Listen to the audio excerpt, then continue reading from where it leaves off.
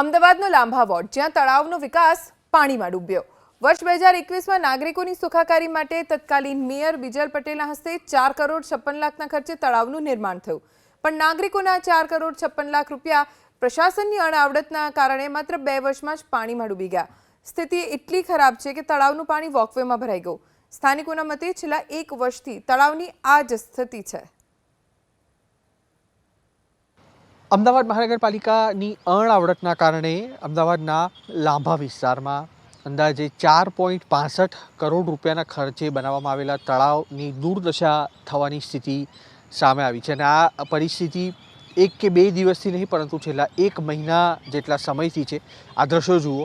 વર્ષ 2021ના ડિસેમ્બર મહિનામાં તત્કાલીન મેયર બીજલબેન પટેલના હસ્તે આ તળાવ છે અને ગાર્ડન છે તેનું લોકાર્પણ કરવામાં આવ્યું હતું અને 4.65 કરોડ રૂપિયા તેનો ખર્ચ થયો હતો, પણ આખું તળાવ ઓવરફ્લો થયું છે અને એટલું જ નહીં, તેના કારણે તેનું જે વોકવે છે તે હજી પણ પાણીમાં ગરકાવ છે। મળતી માહિતી અનુસાર લાંભા તળાવ ઓવરફ્લો થયું હોવા પાછળનું કારણ છે જે સિંચાઈ વિભાગની કેનાલ છે તે માનવામાં આવી રહી છે, કારણ કે આસપાસના રહેણાંક વિસ્તારની ડ્રેનેજ લાઇનનું પાણી જે સુએજ ટ્રીટમેન્ટ પ્લાન્ટ છે તેમાં ટ્રીટ કરી અને તળાવમાં નાખવામાં આવે છે અને આ જ જે પાણી છે તેને સિંચાઈ માટે કેનાલમાં થઈ અને ખેડૂતોને આપવામાં આવતું હોય છે, પરંતુ હાલમાં શિયાળાની ઋતુ હોવાના કારણે ડાંગરમાં ખેતરનો પાક ઊભો હોય છે અને તેવા સંજોગોમાં પાણી ન છોડી શકાય, તેના કારણે થઈને જે ડાંગરના પાકને નુકસાન ન થાય તેના માટે એક તરફ કેનાલનું જે પાણી છે તે પણ બંધ કરવામાં આવ્યું છે, તો બીજી તરફ અમદાવાદ સહિત સમગ્ર રાજ્યમાં થોડા દિવસો પહેલાં માવઠાના મારના કારણે આ જે તળાવ છે તેમાં આ પાણીની આવક પણ વધી હતી, જેના કારણે તળાવ છે તેની દુર્દશા થઈ છે।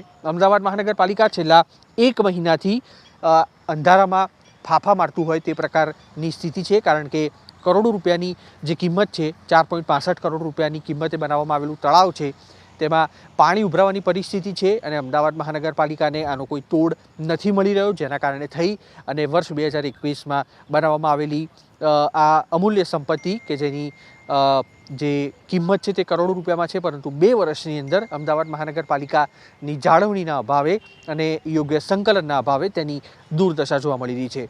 કેમેરામેન અવનીશ તિવારી સાથે કુશાંક સોની, એબીપી અસ્મિતા, અમદાવાદ। લાંબા તળાવની દુર્દશા માટે અમદાવાદ મહાનગરપાલિકાનું તંત્ર જવાબદાર છે, કારણ કે છેવાડાનો વિસ્તાર છે અને અહીંયા વસતા જે સ્થાનિકો છે તેમને એક તળાવ જેવી પ્રોપર્ટી આપવામાં આવી, પરંતુ તેની પણ દુર્દશા છે। કેટલાક સ્થાનિકો અહીંયા આગળ છે, આપણી સાથે વાત તેમની સાથે કરવાનો પ્રયાસ કરીશું, તેમને પૂછીશું કે આ તળાવની પરિસ્થિતિ પહેલાં કયા પ્રકારની હતી, અત્યારે કયા પ્રકારની છે। 2021માં આનું લોકાર્પણ કરવામાં આવ્યું, તમે આ વિસ્તારના સ્થાનિક છો, કયા પ્રકારની પરિસ્થિતિ છે, તમે મુલાકાત લીધી ખરી અત્યારે હવે આ થયા પછી? અમે અહીંયા સામે જ રહીએ, સામેની સોસાયટીમાં જ રહીએ છીએ। આ લગભગ 2021માં લોકાર્પણ થયેલું છે તળાવનું। આના કરતાં જે જૂનું હતું અમારે સારું હતું। આ જો નરું ગંદવેડાનું પાણી એ મૂકાય, ખરાબ બપોરે તો વાસ મારે, પબ્લિક રહી નહીં શકતી, આ રોગચાળો ફેલાય એ પોઝિશન છે।